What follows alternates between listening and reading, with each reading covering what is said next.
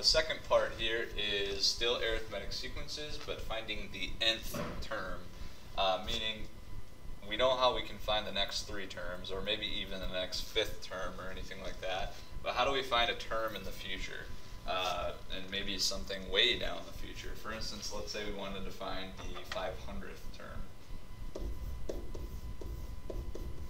Okay, so can we come up with a rule so that we can do that?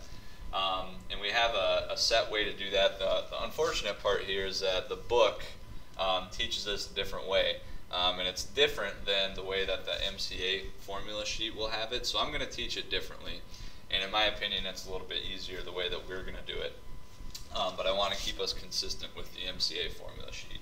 The first thing we're going to do is this only works for arithmetic sequences. And I'm using the 2 that we used in the previous video. So A and C were both arithmetic. And we have a formula that we can use that I'll get to in a second. But what I want to point out is, remember, this is your first term, second term, third term, fourth term, and so forth.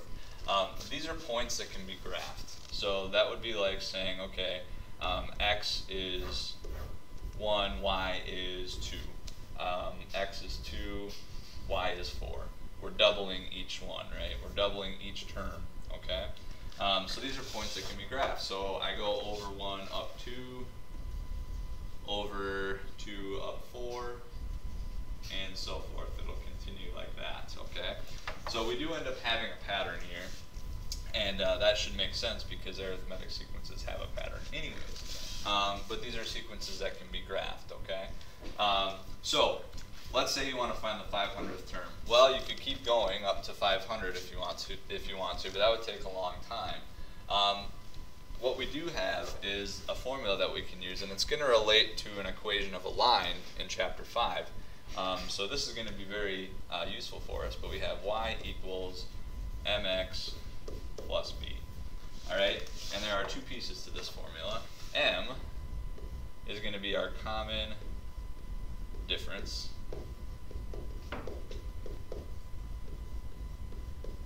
and b, this is what I call the 0th term, or the 0 term. Okay, so the 0 term. What the 0 term means is, remember, this is our first, second, third, and fourth. What's the term before the first term? Well, in this instance, it would be 0, because we would subtract 2 from 2 to get 0, since 0 plus 2 would get me right there. And you can see on our graph, if we follow this trend backwards, the point 0, 0 would be my 0th term. That actually correlates to the y-intercept, and we'll make that reference and that connection once we get into chapter 5. So here's what we can do. Our formula is mx plus b. Well, our common difference is 2, because remember we add 2 in between each. So here's our formula. Y equals 2 times x plus whatever that 0 term is, which was 0 for us. So really our formula is y equals 2x. So if we take 2 times 500, we'll take 500 and plug it in for x. We should get our 500th term, which is 1,000. So it's just a really quick way to get there.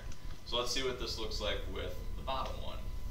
We aren't going to graph it, but just know that, well, actually I will graph it real quick.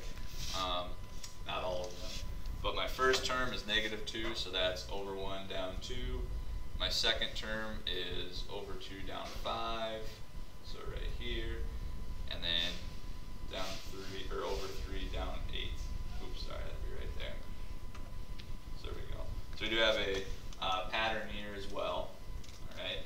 If we followed that backwards, we would get our 0 term, which would be right here.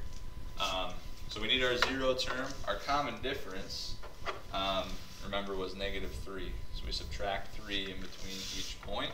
So we plug this into our equation. Our 0 term, if this is my first, second, third, and fourth, my 0 term would be 1, which correlates to this point right here, 0, 1. So you won't have to graph these every time. You can just work backwards.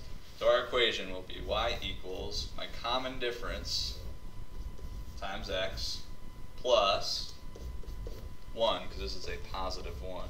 All right, so if I plug in 500 here for x,